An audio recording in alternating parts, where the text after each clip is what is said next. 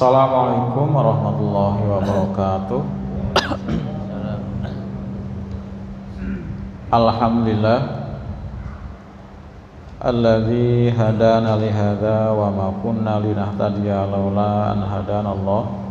Asyhadu an la ilaha illallah wahdahu la syarikalah wa asyhadu anna Muhammadan abduhu wa rasuluhu la nabiyya ba'dah. Allahumma salli wa sallim ala Muhammadin wa ala alihi wa ashabihi ajma'in, amma ba'du. Rabbi shrah li sadri wa yassir li amri wahlul 'uqdatam min lisani yafqahu qawli.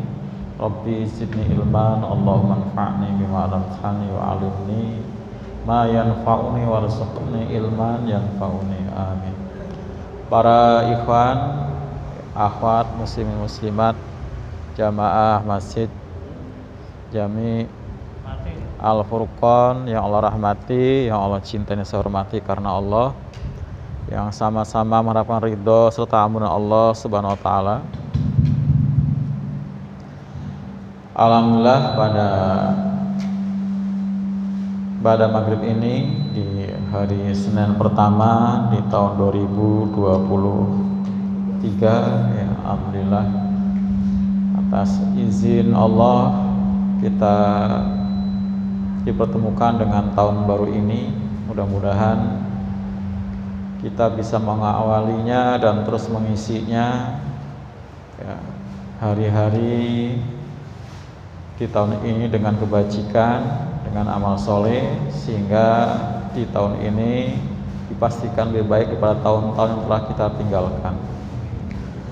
Dan para sekalian, salah satu nikmat yang sering dilupakan banyak orang adalah nikmat waktu atau nikmat sempat, ya, seperti Nabi bersabda, nikmatani magbunun aksaru minan nas as-sihhatu wal faragh. Dua nikmat yang sering dilupakan oleh banyak orang, yaitu nikmat sehat dan sempat. Ya, magbunun, ya, magbunun itu artinya ibarat orang dagang beli barang dagangan 10.000 dijual 9.000 atau 8.000, itu namanya magbunun. Ini gambaran untuk orang yang mengisi waktu atau punya nikmat sehat tapi tidak disyukuri, jadi dia rugi. Padahal nikmat sehat adalah nikmat yang luar biasa, yang mestinya kita bisa banyak kebaikan kita perbuat. Nikmat sempat juga sama, betapa tidak, karena ketika orang itu nggak punya waktu, ya, maka berarti kehilangan kesempatan untuk ibadah. Nah, kesempatan adalah suatu nikmat yang bila kita diberi kesempatan hari ini belum tentu kita dapatkan di esok hari. Makanya ada yang bilang kesempatan tidak akan datang dua kali. Berarti ya, hari inilah kita harus mensyukuri nikmat sempat.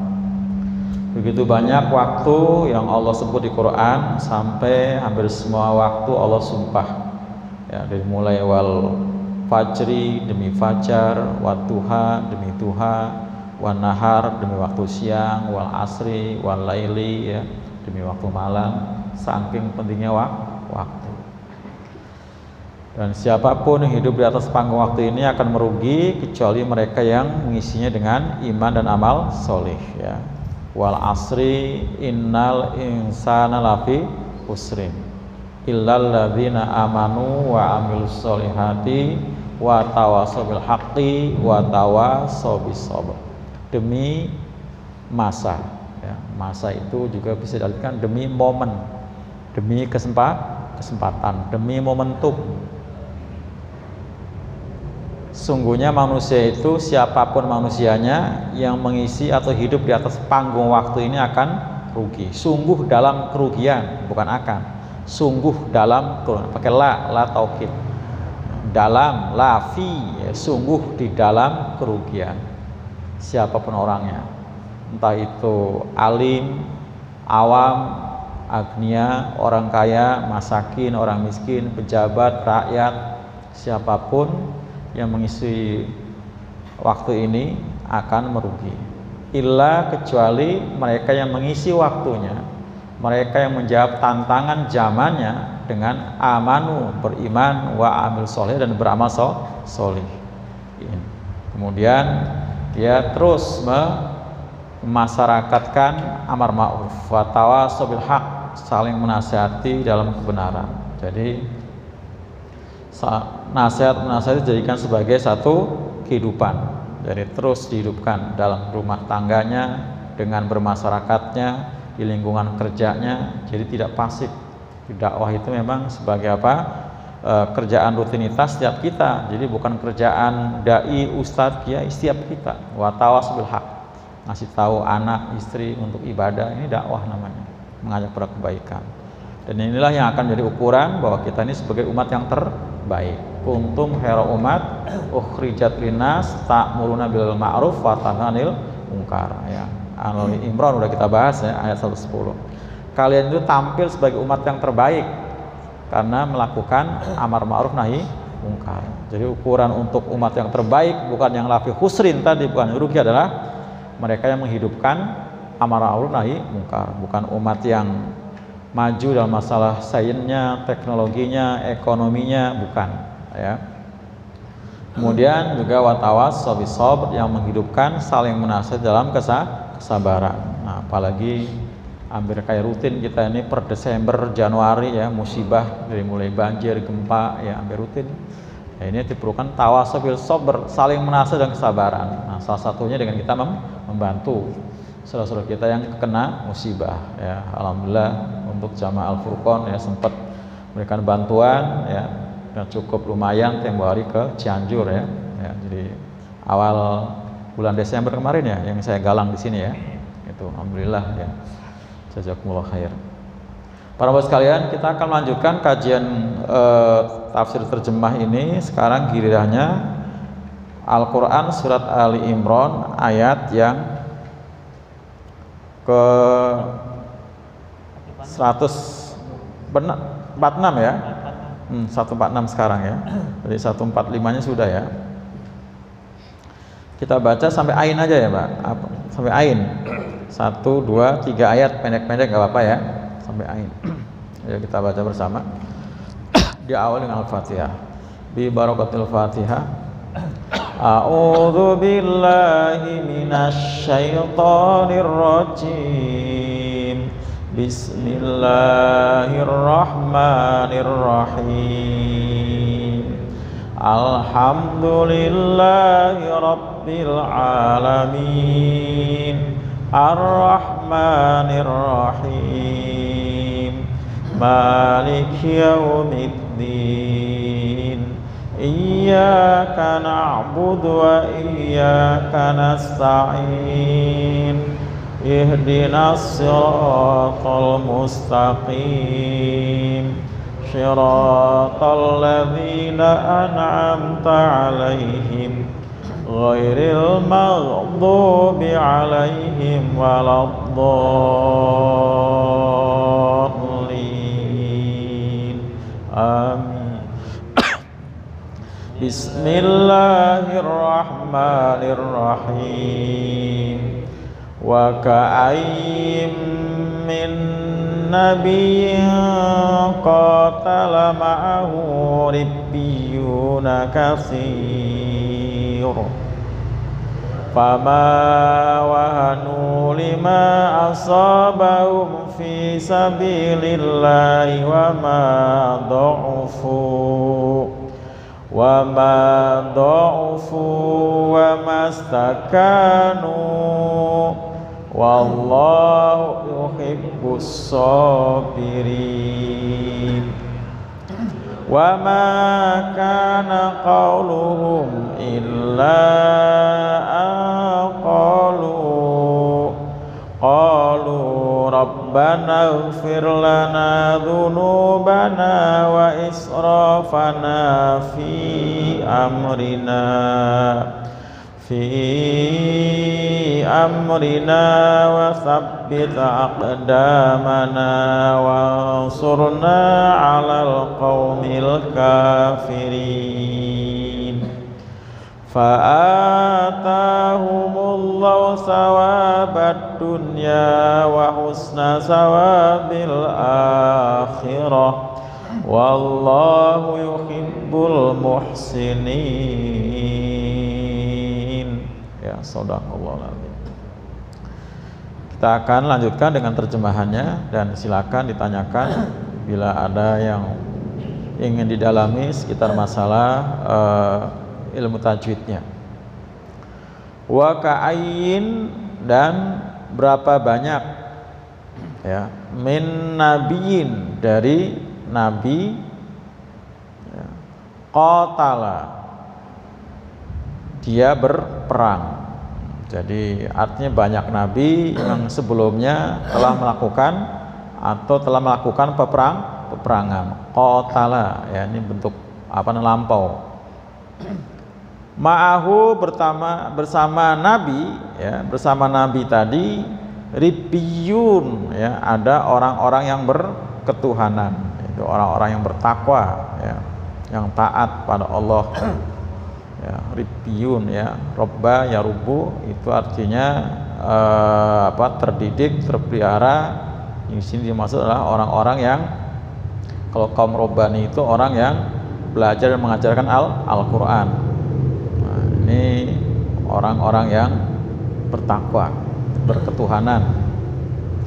Katsirun ya, banyak, artinya banyak dari kalangan kaum ribbiyuna ya, orang-orang yang bertuhan, orang-orang yang bertakwa. Fama, maka tidaklah, wahanu ya, mereka apa, lemah, lima, terhadap apa yang asobahum, menimpa mereka, walaupun diserang oleh musuh dalam jumlah yang besar, yang lebih banyak, tapi tidak membuat mereka menjadi lemah karena apa, jumlah.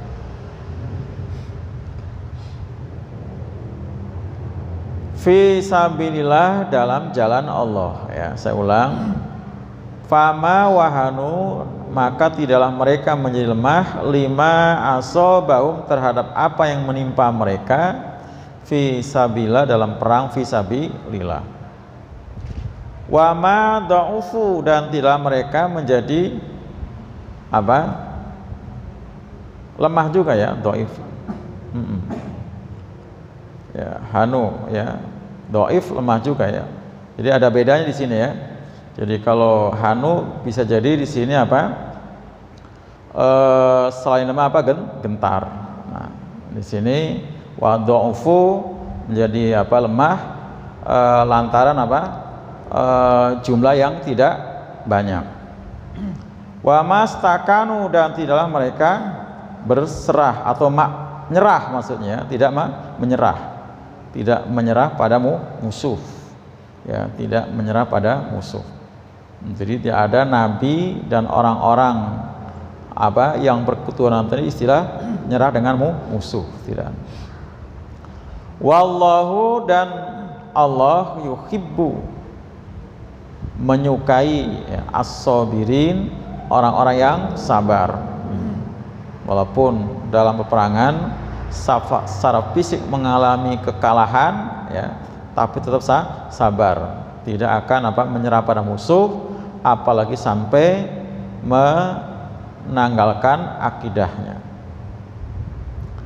Wa makana, dan tidaklah ada, qaulahum, akan ucapan mereka, illa, kecuali, angqalu, akanlah mereka mengatakan, Rabbana, yang dimaksud qalu di sini mereka berdoa ya.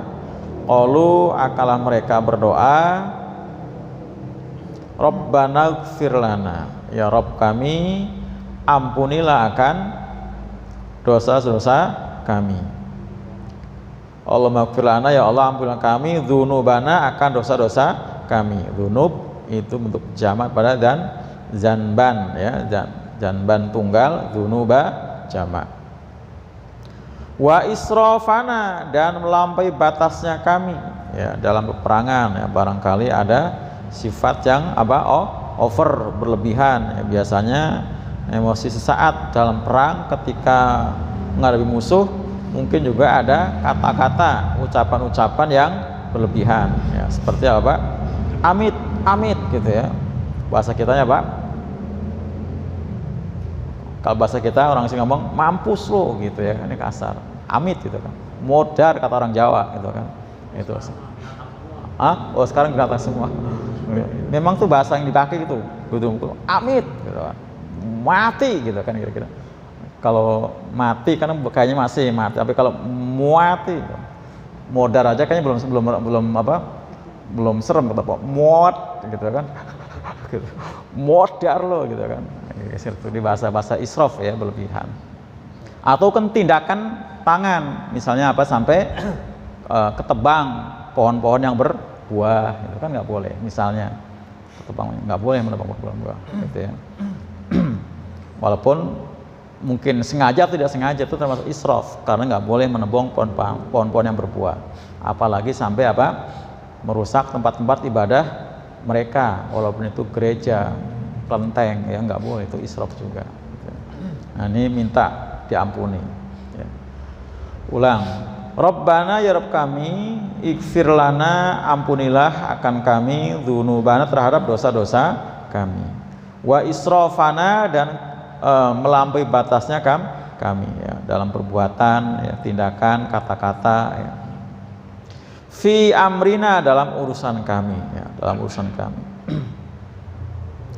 Wasabbit dan kukuhkanlah atau teguhkanlah ya, dan teguhkanlah aqdamana, tumit-tumit kami, maksudnya pijakan kami, jangan sampai apa mundur ya, jangan sampai mundur, jangan sampai mundur. Jadi supaya tumitnya tetap berpijak kuat di atas permukaan bumi. Jadi jangan sampai mundur, karena lari dari pedang termasuk apa dosa besar ya, termasuk dosa besar. Wansurna dan tolonglah kami ya, dan tolonglah kami alal qaumil kafirin, atas orang-orang kafir, maksudnya minta dimenangkan ya, dan tolonglah kami untuk dapat memenangkan orang-orang kafir.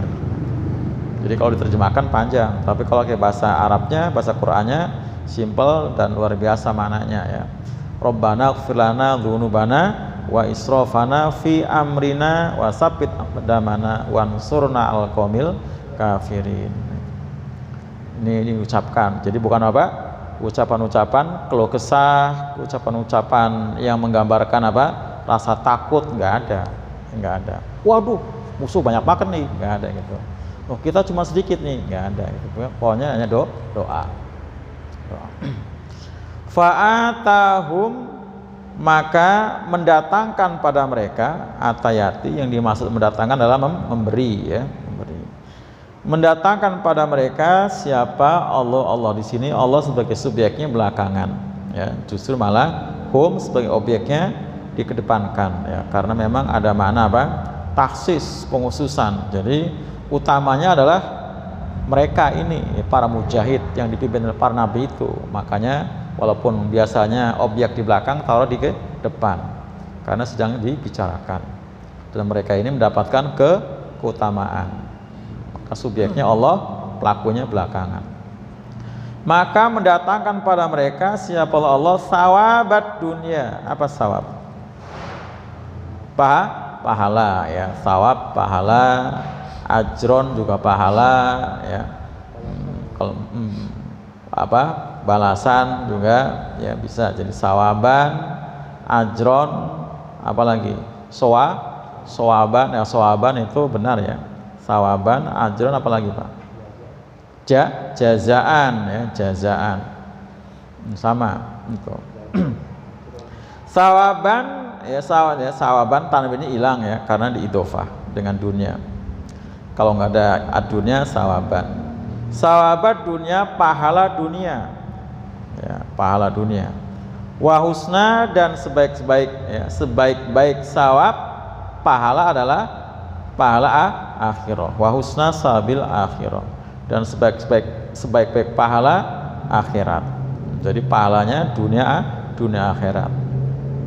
Wallahu, dan Allah yuhibbu, menyukai al-muksinin, orang-orang yang berbuat baik. Nah, termasuk di sini adalah orang yang berperang bersama Nabi ya, bersama Nabi ya. Jadi ini Allah mengangkat ya, tentang kisah para nabi-nabi yang sebelumnya.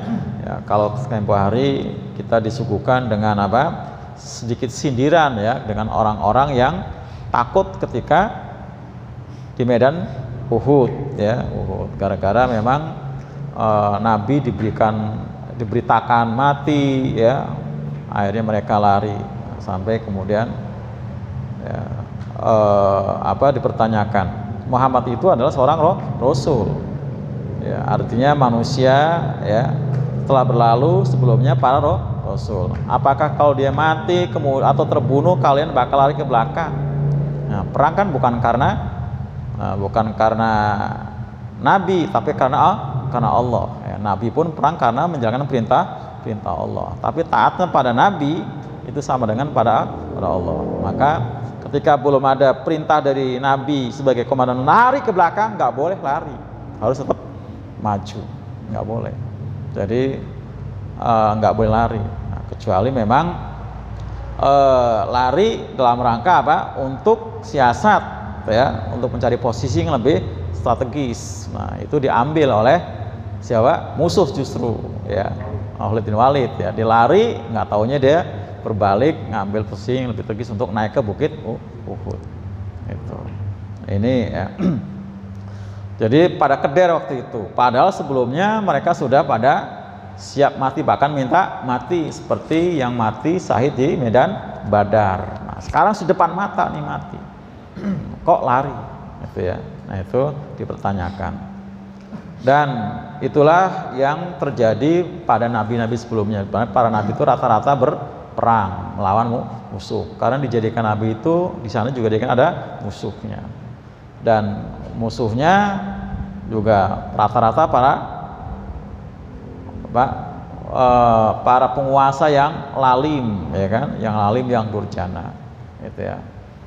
Nabi Ibrahim lawannya Namrud ya, sama Namrud juga raja yang sangat luar biasa zolimnya. Nabi Musa melawan Fir'aun ya, melawan Fir'aun itu. Kemudian setelah Nabi Musa ya, itu juga ada nabi sebelum Nabi Daud melawan siapa? Jalut. Nabi Daud akhirnya juga melawan Jalut.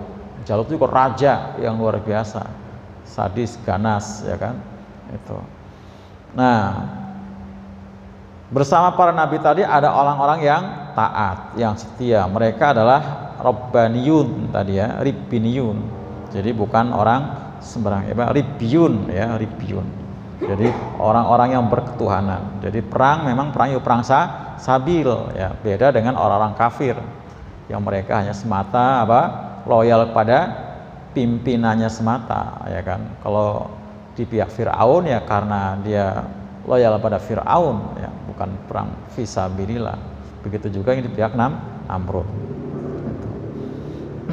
Karena memang semua nabi itu ada musuhnya, dan hampir semua nabi itu dalam upaya pembunuhan ya, semua dalam upaya pembunuhan, hampir ya semua nabi.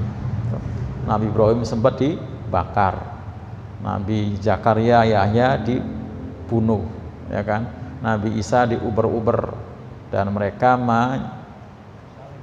menyalibnya menurut versi mereka, walaupun sebenarnya bukan Nabi Isa. Jadi seperti itu. Dan banyak ribuan nabi pada zaman Bani Israel itu yang dibunuh setiap hari oleh mereka, setiap hari ya. Kalau di Taswir Jalalain hampir rata-rata 70 orang nabi setiap harinya itu yang dibunuh oleh mereka.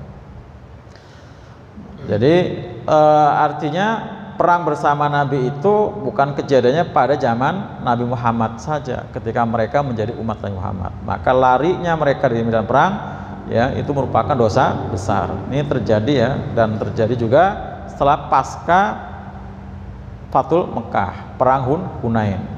Di perang Hunain juga muslimin, Nabi Muhammad juga tinggal lari. Nah, cuma kasusnya beda dengan perang Uhud ya. Kalau perang Uhud kan muslimin menang dulu, baru kemudian kalah secara fisik. Nah, tapi kalau di perang Hunain muslimin kalah dulu ya, kalah. Karena waktu itu sedikit ada rasa rasa apa? Kalau sekarang tuh gede rasa apa namanya? Nah, itu karena jumlahnya besar ya. Dari muslimin waktu itu dari Madinah, Muhajirin plus Ansor, kemudian tambah dengan kaum Tulako, orang yang rame-rame masuk Islam di Fathul Mekah. Nah, Nabi selesai Fathul Mekah, tiba-tiba ada tantangan dari orang-orang musyrik sekitar Mekah, termasuk dari Taif sampai sekitar Jeddah ya. Nah, begitu terjadi peperangan, nah, tadi ada rasa gede rasa tadi Pak. Itu. Nah, ternyata teruji. Karena yang memenangkan tuh bukan jumlah, ya kan? Bukan jumlah. Bukan karena canggihnya senjata, bukan itu. Tapi Allah. Nah, Allah menangkan akan memberikan pada orang-orang yang sabar walaupun jumlah yang sedikit. Maka teruji. Nabi waktu itu ditinggal lari. Ya, sampai Nabi nyuruh sahabat Ali untuk teriak, ini Muhammad masih hidup. Nah, akhirnya datang nyamperin beberapa orang yang tadi ya ribiun berarti ya, benar-benar. Yang lari udah lari, kaum Tulako pada lari Pak. Nah, karena mereka memang masuk Islamnya tadi dalam tanda kutip ya. Gitu. Nah, ternyata jumlah yang nggak banyak itulah yang kemudian menang melawan orang-orang kafir ya di medan Hunain, dan luar biasa yang namanya ghanimah terbesar pada waktu itu. Kenapa besar Pak?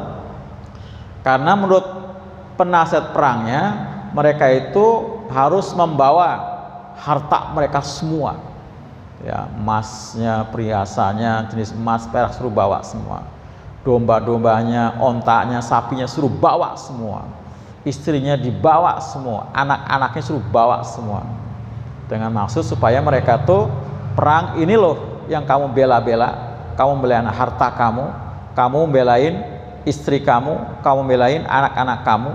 Kalau kamu sampai kalah, nasib harta kamu akan ludes, istri kamu akan jadi tawanan, anak kamu pun akan jadi tawanan. Nah, itu dari penasihat perangnya dan diikuti. Nah, begitu kalah ya bener, ya kan? Akhirnya jadi ghanimah. Jadi ghanimah. Itu seperti itu. Jadi ghanimah.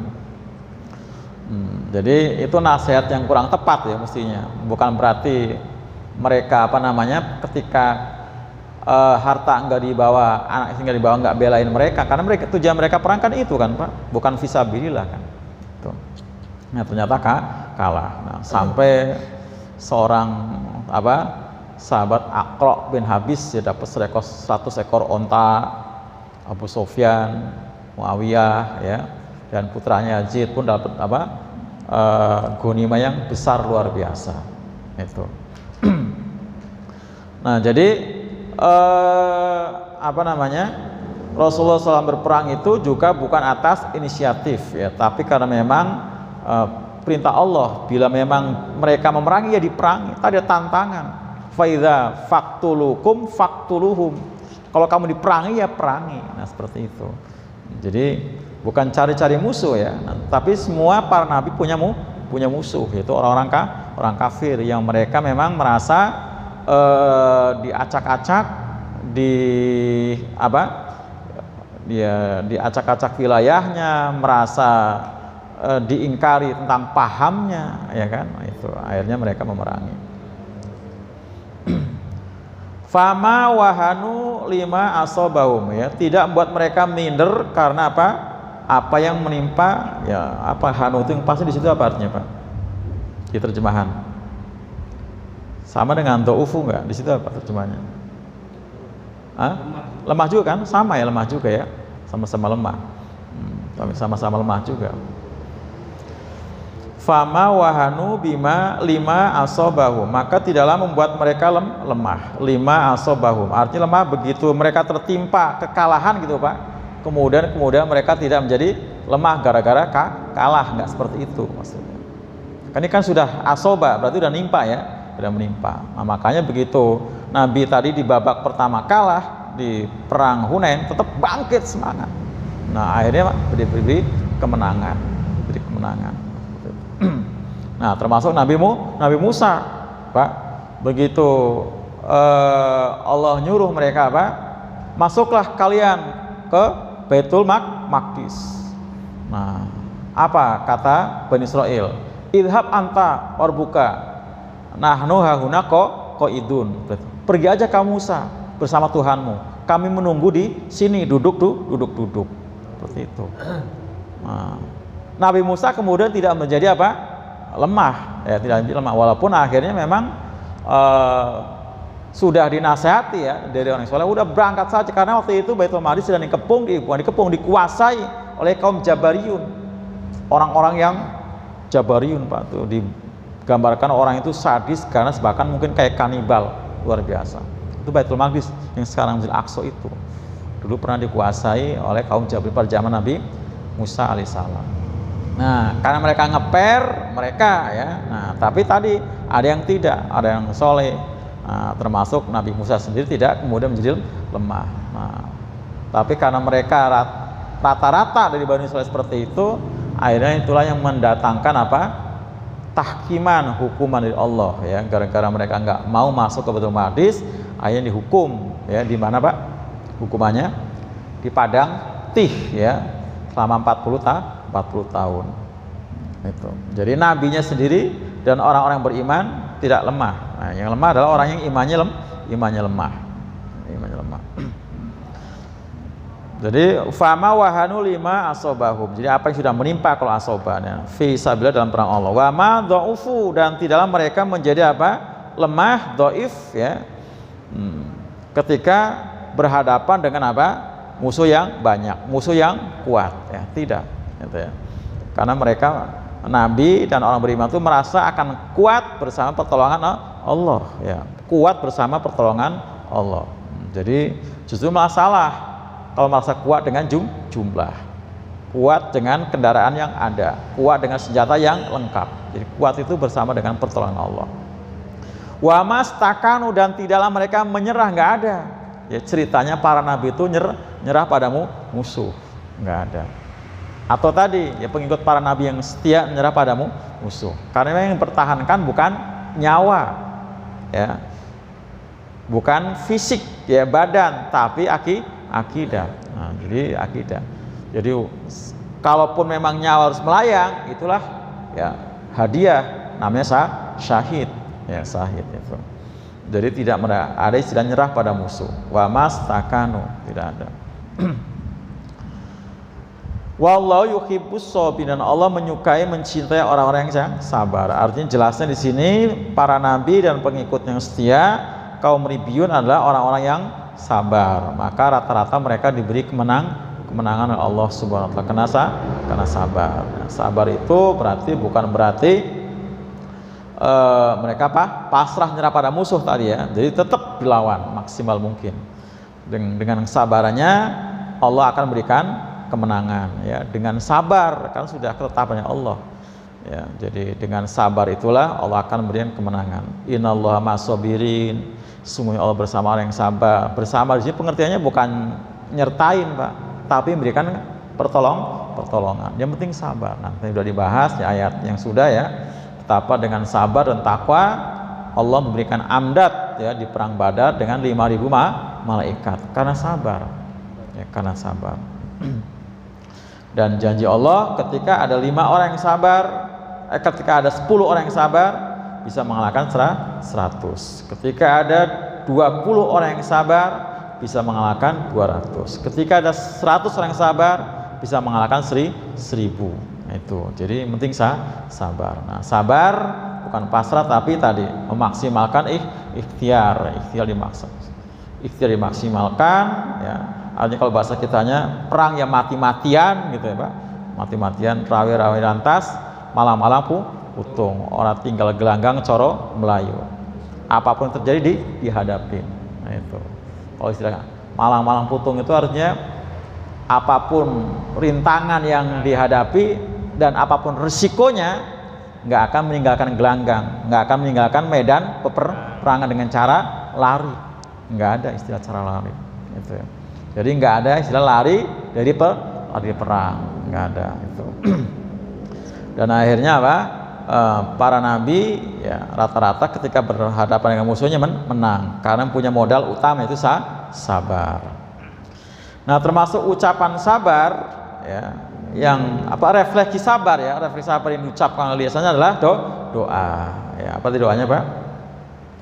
Robbana ighfir lana dzunubana ya wa israfana fi amrina wastabit aqdamana wa ansurna 'alal qaumil kafir. Ini refleksi kesabaran. Jadi bukan dengan ucapan keluh kesah ya, menunjukkan nada gentar ya, tindak tanduk yang pengecut, nggak ada tindak tanduk yang menunjukkan pengecut, nggak ada. Tapi doa. Jadi doa ini merupakan kekuatan. Jadi kalau mereka itu dengan senjata yang lengkap, nah senjatanya orang beriman adalah doa. Nah, karena kata Nabi, ad-do'atu silahul mukmin. Doa itu senjatanya orang beriman. Gitu. Jadi sehebat, secanggih apapun senjata orang kafir, kalau orang beriman punya doa, itu Pak, bisa jadi hari ini termasuk Pak, mereka yang punya meriam, punya nuklir, dengan doa kita bisa juga itu malah meledak di negaranya sendiri. Oh, bisa loh Pak, loh iya kan, bisa dengan doa, ya kan, dengan doa. Coba Nabi Ibrahim, luar biasa kan Pak, dengan doanya itu Namrud binasa dengan pengikutnya, dengan tungau aja kan, seperti itu. Nah, ketika perang Ahzab, dengan doa, Nabi doanya gimana Pak? Allahumma munzil kitab wa mujriyas sahab wa hazimal ahzab, Allahumma ihzimhum wa zalzilhum, Allahumma munzil kitab salisab ihzimul azab, Allahumma ihzimhum wa zalzilhum. Ya Allah, Engkau zat yang menurunkan Alkitab, yang memperjalankan awan ya. Wa hazim azab, dan hancurkanlah pasukan sekutu. Ahzab itu sekutu. Ihzimhum, hancurkan mereka. Wazal zium, dan hancurkan, guncangkan mereka seguncang-guncangnya. Itu dengan doa. Tapi tadi ada ikhtiar. Ikhtiarnya maksimal dulu. Apa Pak ikhtiarnya? Gali parit, ya kan, gali parit. Nah, ini pasukan sekutu, gabungan ya, orang-orang kafir Mekah dan yang lain-lain, termasuk ada Nasrani. Itu. Nah, dengan doa itu benar Allah turunkan apa Pak? Hujan, angin kencang yang kemudian memporak-porandakan kemah-kemah mereka. Ya, porak-poranda. Doa. Artinya Nabi tidak melancarkan, melepaskan senjata-senjata panah maupun tidak terjadi adu pedang gitu ya, itu dengan doa. Karena kalau Allah nggak turun tangan dengan doa, mungkin mereka akan bertahan lama di situ ya, itu di bibir parit. Tapi dengan doa Allah turunkan tadi hujan yang lebat, angin kencang, akhirnya kemah-kemah mereka porak-poranda, perbekalan mereka habis Pak, dikoyak sama angin, kemudian kendaraan mereka juga berlarian. Nah, akhirnya mereka balik. Seperti itu dengan doa. Itu pernah dengar doa itu nggak Pak? Ya. Nah, waktu mau perang Badar juga Nabi doa sampai bahasanya gini Pak, ya Allah, kalau Engkau nggak menangkan Engkau nggak akan disembah di muka bumi. Itu kan waktu perang Badar kan. Nah, itu doa. Jadi seperti itu. Jadi doa itu senjata. Doa itu senjata. Nah, doa ini Pak, walaupun kita nggak sedang perang bersama Nabi, tetap harus kita panjatkan. Karena kita juga sebenarnya sedang dimusuhi sama mereka. Dan kita kan nggak mampu melawan. Karena kita nggak punya modal sebesar mereka. Mereka itu ya luar biasa. Memerangi kaum muslimin lewat ekonomi, lewat pendidikan, lewat budaya, apa saja mereka. Nah, ya, kita kekuatan doa aja terus kita panjatkan, termasuk tadi Pak, doa Allah menunjukkan kitab tadi ya, itu ya, doa itu nggak ada di Quran, nggak ada kalau itu. Kalau ini Quran, kalau itu memang adanya di kisah perang Ahzab tadi. Perang Ahzab itu nama lainnya perang Khandaq. Nah, itu itu di kitab-kitab tarikh itu banyak, atau di doa-doa untuk menghadapi musuh, judulnya di doa-doa menghadapi musuh ini itu. Ya Malika Yaumiddin, iyyaka na'budu wa iyyaka nasta'in, itu termasuk doa menghadapi musuh. Itu tadi Allah menjual kita juga doa menghadapi musuh. Nah, konon Aba Anom di Suralaya itu termasuk karena waktu itu musuhnya narkoba, maka untuk mengombati para pasiennya ya, itu dengan doa itu. Samping juga direndam segala macam itu para pesak. Nah, ngomongnya apa? orang yang sedang rehabilitas ya, rehabilitas itu. Nah itu dengan doa itu. Itu udah almarhum ya, Allah yarham. Nah, itu karena memang musuh kan Pak, ya kan? Kita kan Indonesia sedang memerangi narkoba kan, nah, kan musuh. Ya doa dipanjatkan termasuk itu doanya. Nanti kalau pengen apa namanya doanya bisa minta sama saya ini ya doanya. Terkenal dengan doa Ahzab namanya. Ahzab ya, Ahzab itu artinya apa? Sekutu tadi. Bentuk jamak pada hisbun ya. Hisbun itu kelompok, golongan, partai. Nah, jamaknya Ahzab ya, gabungan partai, gabungan apa? Kelompok-kelompok. Nah, termasuk doa ini ya. Ya Allah, ampunilah akan dosa-dosa kami. Wa israfana, dan apa yang berlebihan pada kami, fi amri, dalam urusan kami. Tadi termasuk dalam kata-kata ya, karena memang situasi Pak luar biasa. Situasi perang itu pasti banyak gerakan-gerakan yang sifatnya apa? Spontan. Oh iya kan, spontan. Itu. Kemudian juga tindakan-tindakan tangan dan sebagainya. Barangkali ada pohon yang tertebang, ada sungai yang tercemar. Bisa aja kan Pak? Ya, karena emosi saat segala macam ya, bangkai orang kelempar ke kali, kan bisa aja seperti itu ya, dan banyak hal itu. Atau tindakan membunuh yang tidak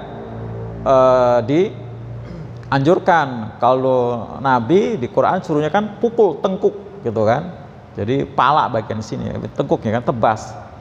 Tapi kan bisa aja kan namanya perang, kena jari-jarinya dulu, kakinya dulu, bisa aja kan, termasuk israf namanya, berlebihan seperti itu.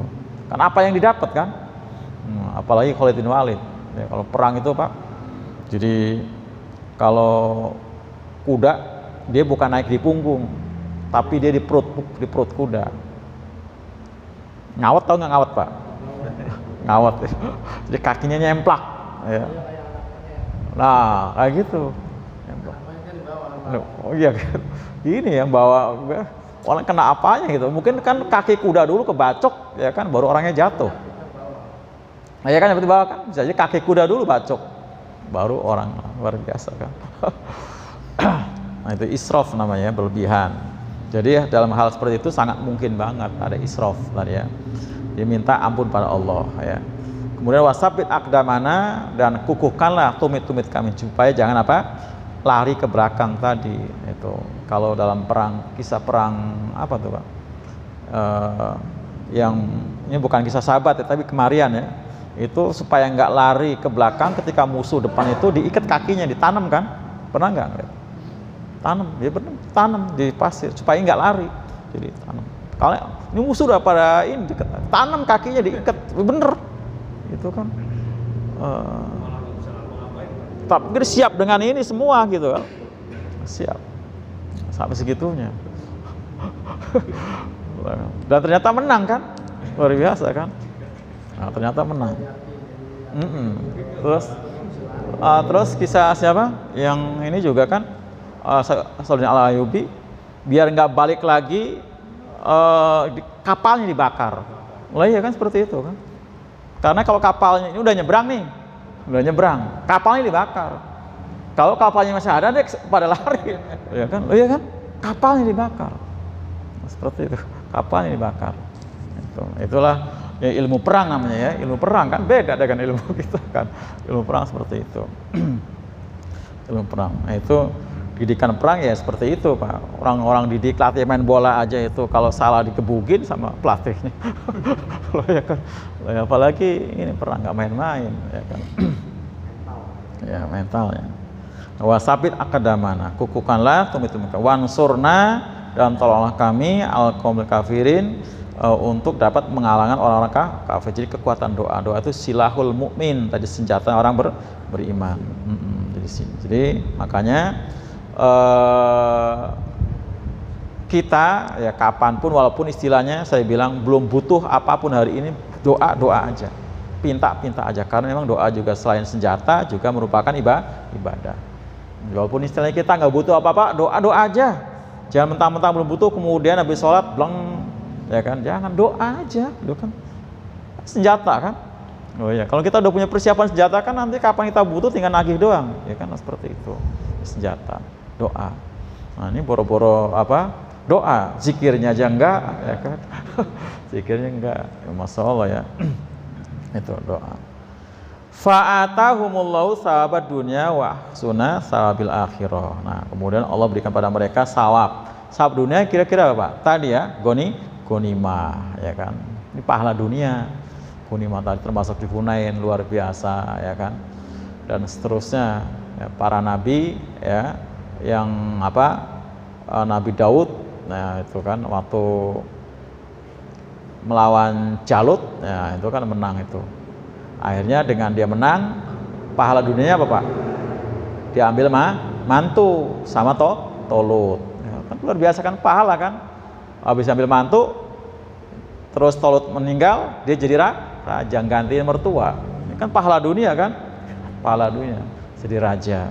Nah, kalau anaknya Sulaiman memang beda, rajanya bukan warisan Daud. Itu memang raja, memang dia pinta sendiri. Itu makanya yang dipimpin pun bukan manusia ya, bukan manusia doang maksudnya, binatang, jin ya kan itu. Nah itu pahala dunia berarti kan, dapat mertua raja, kemudian dapat apa tadi Pak? Istri putri raja, dapat warisan kerajaan, ya kan? Itu pahala dunia dan seterusnya dan yang lain-lain. Nah, termasuk gonimah dalam perang itu berarti apa? Pahala dunia. Tapi kalau itu yang jadi tujuan, ya dikasih juga, walaupun nanti akhirat nggak ada bagian. Karena apa? Wasuna sabil akhirah, sebaik-baik pahala itu adalah akhirat. Makanya kasus perang Hunain walaupun menang tadi dengan gonimah yang banyak, sahabat muhajirin ansor itu nggak dikasih gonimah sama Nabi.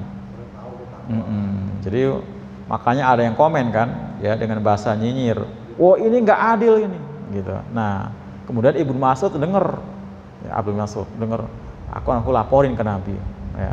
Nabi dilaporin, ya Rasulullah ada yang bilang engkau tidak adil ya masalah gonimah ini, karena yang dibagi gonimah itu mereka justru yang mereka lari tadi Pak, mereka yang lari dari perang ya, kaum Tulako tadi ke pesisir Laut Merah dikasih, termasuk tadi Aqra bin Habis 100 ekor onta, kemudian Muawiyah putranya Yazid dikasih uang sekian ratus ukiyah dan sebagainya.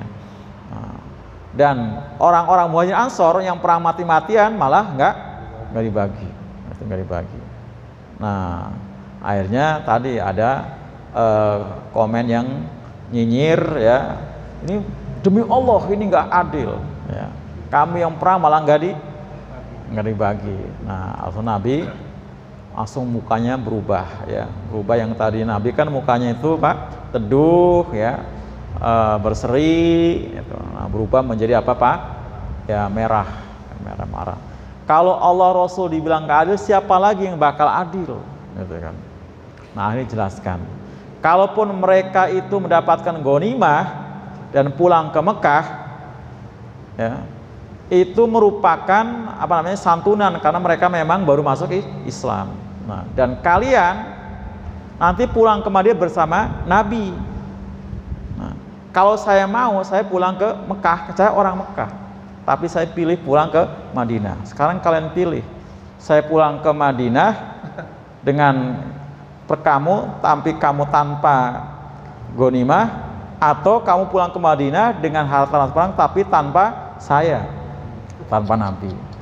Nah itu, nah akhirnya mereka pada sadar bahwa ternyata memang adil itu ya seperti itu, karena bobot Nabi pasti dibandingkan dengan harta rampasan perang walaupun banyak nggak seimbang. Nah itu nggak seimbang. Jadi mereka pilih pahala akhirat, pahala akhirat kan dengan Nabi tadi. Itu mereka yang perang mati-matian ya. Itu jadi adil seperti itu ya. Nah, wallahu yuhibbul muhsinin, Allah mencintai orang-orang yang berbuat baik dan seterusnya. Allah beri kemenangan sampai kemudian pada masa Khalifah Umar bin Khattab, muslimin sampai ke Romawi, Persia, dan itu ghanimah, fai, termasuk apa jizyah juga berdatangan. Itu ya luar biasa. Demikian para muslim sekalian, bermanfaat. Assalamualaikum warahmatullahi wabarakatuh.